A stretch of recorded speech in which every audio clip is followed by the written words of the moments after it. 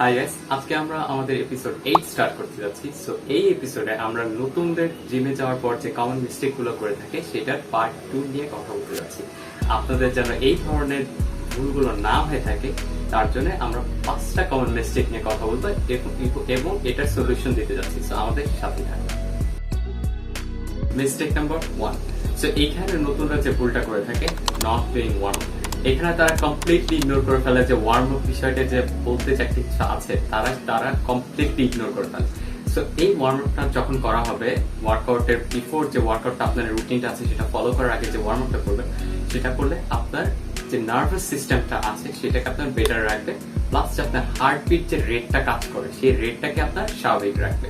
তো এর জন্য হচ্ছে ওয়ার্ম আপকে কখনোই স্কিপ করবেন না। আর এই ওয়ার্ম আপের কারণে আপনার ইনজুরি হতে পারে যদি আপনি ওয়ার্ম আপটা না করে থাকেন। So warm up is a must.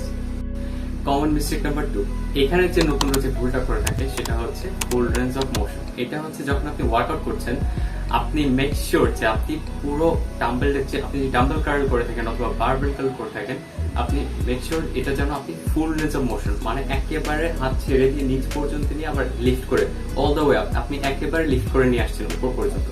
এটা একটা এক্সারসাইজের শর্ট টিপস আপনাদের আমরা দেখা যাচ্ছি, তাহলে এটা দেখলে আপনি ক্লিয়ার হবে। আপনি কখনো হাফওয়ে মোশন করবেন না, অথবা আপনি যে এমন ওয়েট নিবেন না যেটা আপনি লিফট করতে পারছেন না।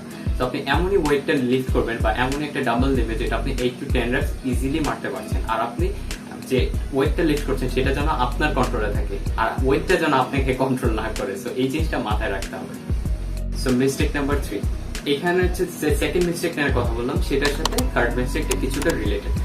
অনেকে আছে যে sort of ego lifting type of people, মানে তারা হচ্ছে ইগো তাদের অনেক বেশি কাজ করে।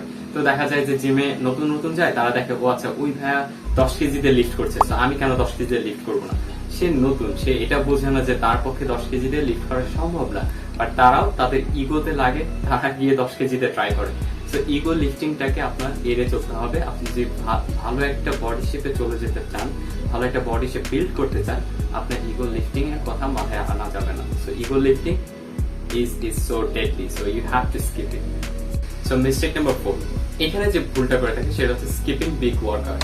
এখানে বিগ ওয়ার্কআউটস মানে বিগ লিফট মানে কি বোঝাচ্ছি, যেমন বেঞ্চ প্রেস, যেমন স্কোয়াটস। এই যে এক্সারসাইজ গুলো যে আছে এগুলো হচ্ছে জিমে যারা নতুন যায় তারা টোটালি স্কিপ করে যায়। এইটা একটা সবচেয়ে বড় ধরনের একটা ভুল। এই যে এক্সারসাইজ গুলো যেমন বেঞ্চ প্রেস, এটা হচ্ছে কম্পাউন্ড এক্সারসাইজের মতো। এটা আপনার চেস্টকে কানেক্ট করছে, আপনার ট্রাইসেপসকে কানেক্ট করছে, ইভেন আপনার এছাড়া আপনি স্কোয়াটের কথা বলেন, আপনার ওভারঅল আপনার লেগস থেকে থাই থেকে শুরু করে ওভারঅল বডিতে আপনার আপ ডাউন হচ্ছে, আপনার বডিতে কানেক্ট করছে। সো এই ধরনের এক্সারসাইজ গুলো আপনি যখন নতুন জিমে যান, এগুলো আপনার বডি পার্টের জন্য অনেক ইফেক্টিভ, এটা আপনার জন্য অনেক জরুরি। সো বিগ ওয়ার্কআউটস বলতে bench press, squat, step lift এগুলো আপনারা কখনোই স্কিপ করবেন না। Common mistake number 5। এটা হয়তো অনেকেই জানে না বা অনেকেই না বুঝে করে থাকে, এই ভুলটা আপনারা আর কখনোই করবেন না। এটা হচ্ছে যে eating right before the workout. এখানে একটা নির্দিষ্ট আওয়ার আপনি মাথায় রাখবেন, একটা নির্দিষ্ট ডেডলাইন আপনি মাথায় রাখবেন। সেটা হচ্ছে আপনি যখন জিমে যাবেন, মেক শিওর যেন আপনি জিমে যাওয়ার অ্যাটলিস্ট 1 ঘন্টা আগে আপনার লাস্ট মিলটা নেন। আপনি 1 ঘন্টা আগে আপনার লাস্ট খাবারটা খাবেন। আপনার সেটাকে ডাইজেস্ট হতে দিতে হবে। আপনি সেই খাবারটাকে হজম হতে দিতে হবে। আপনি যদি খাবারটা হজমই না হয়, আপনি ওয়ার্কআউট করতে গেলে আপনার ক্লান্ত হয়ে যাওয়ার পসিবিলিটি আছে, আপনার দুর্বল ফিল হতে পারেন। আপনি এটা অনেক ধরনের মিস্টেক করে। যেমন অনেকে আছে যে জিমে যাওয়ার সময় 2-3টা কলা এমনি খেতে জিমে যায়, অনেকে ভাবে যে আচ্ছা এটা তাদের অনেক শক্তি দেয় এটা, বাট ওই যে খাবারটা খেলো, ওই ফলটা যে খেলো, ওইটা তাদের ডাইজেস্ট করতে সময় নেয়। কিন্তু এইটা জিমের জন্য যখন জিমে ওয়ার্কআউট করে সাথে সাথে এটা তাদের বডি পার্টের জন্য ভালো না।